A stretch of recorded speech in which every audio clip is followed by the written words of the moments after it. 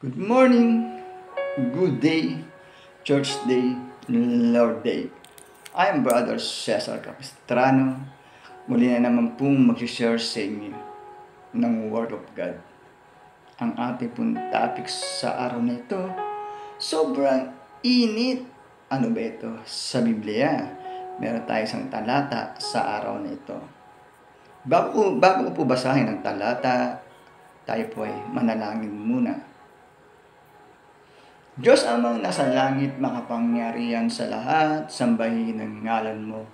Diyos Ama, maraming pong salamat sa gabay, biyaya na pinagkakalob mo sa amin sa bawat isa sa amin.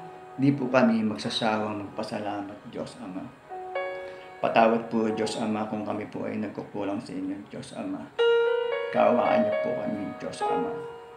At sa muling pagdilat po ng aming mga mata ay napakalaking biyaya po ito para sa amin. Magagampanan na naman namin aming tungkulin para sa aming sarili, trabaho. Kawaan niyo kami, Diyos Ama, kung kami po ay nagkukulang po sa inyo, Diyos Ama. Sa ngalan ng Panginoong Yesus, Amen. Brother and sister, magandang araw na naman po ng linggo.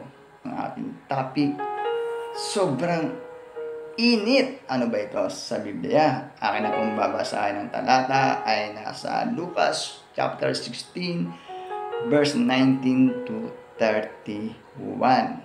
Ating pong pakinggan maigi. Napakaganda po. May aral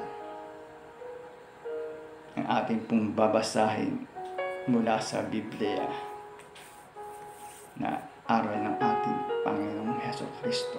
Akin na pong babasahin ang verse 19 to 31. Verse 19. May isang mayaman nagdaramit ng mamahalin at sagana sa pagkain araw-araw. 20. At may isang namang pulubing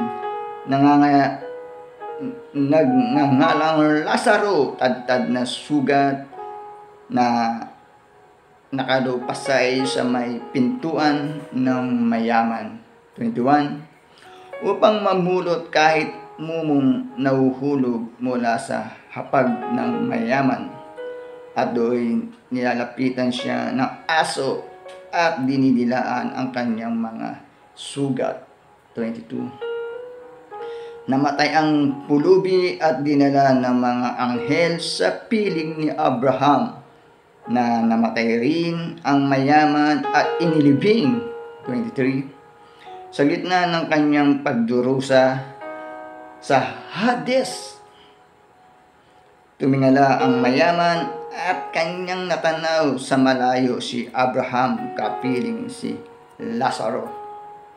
24. At sumigaw siya, Amang Abraham, mahabag po kayo sa aking utusan ninyo si Lazaro na isausaw sa tubig ang dulo ng kanyang daliri at palamigin ang aking dila sapagkat naghihirap ako sa apoy na ito. 25.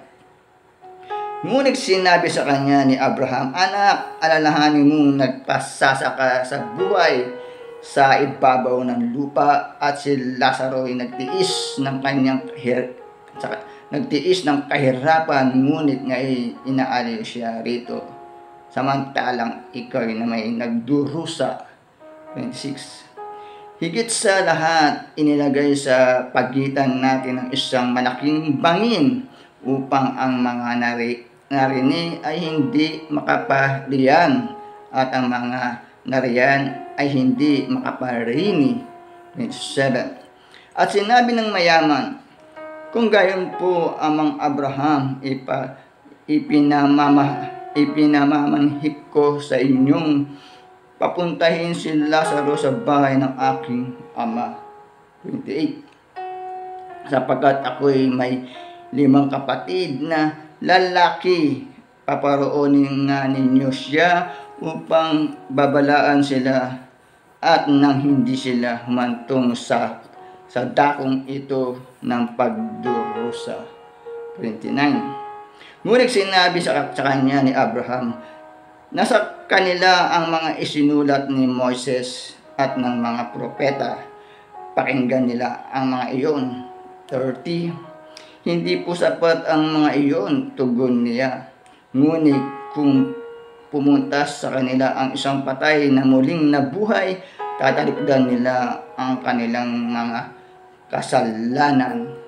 31.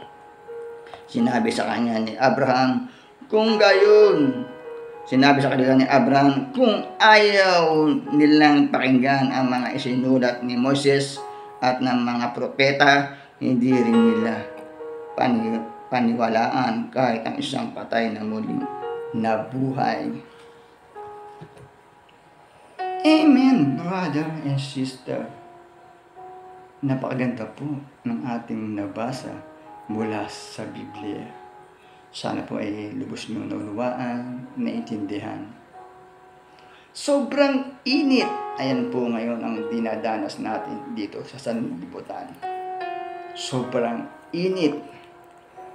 Pero brother and sister, sa nabasa nating talata ay mas lalo pong sobrang init.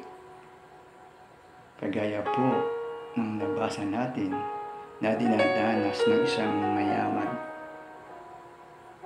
Nagpasasa siya nung nabubuhay pa dito sa lupa, at yung isang mahirap na si Lazaro ay nagtiis ng kahirapan. Ngunit pagdating po ng paghuhukom, walang mayaman, walang mahirap, kundi kung ano ang ginawa mo dito sa sanlibutan, ginawa mo dito sa lupa nang nabubuhay ka pa. Brother and sister, napaganda po ng ating nabasa mula sa Biblia. Ito po ay babala. Kung nakakaranas po tayo ng sobrang init, meron din pong mas lalong sobrang init na panghabang buhay araw at gabi. Kaya po, ang ibig sabihin, tayo po ay kumilala sa ating Diyos ang nasa langit sa kanyang mga kautusan at kumilala sa aral ng ating Panginoong Jesucristo at ang pagsunod, sapagkat ito po ang makakapagligtas sa atin sa sobrang init. Walang makakapagligtas sa atin sa sobrang init. Ito po ay ang impyerno. Doon po ay wala ng pagsisisi. Kaya habang nabubuhay po tayo dito sa sanlibutan, tayo sumunod sa utusan ng ating Diyos ang nasa langit, sumunod sa aral ng ating Panginoong Jesucristo, upang sa pagdating ng paghuhukom ay makantam po natin ang nakantam ni Lazaro na kasama sa kaharian ng Diyos. Babala po. Yan ang ating nabasa mula sa Biblia. Magtatapos na po ang ating topic. Tayo po yung manalangin muli. Diyos Amang nasa langit, makapangyarihan sa lahat, sambahin ang ngalan mo. Diyos Ama, maraming salamat po. Pagpakinigyan naman po kami ng iyong salita na buhay at makapangyarihan na nagbibigay lakas po sa aming spiritual katawan. Diyos Ama, maraming salamat po. Sa ngalan ng Panginoong Hesus. Amen. Brother and sister, maraming salamat po sa walang sawang pakikinig. Lagi po tayong mag-iingat at magdadasal. God bless to all.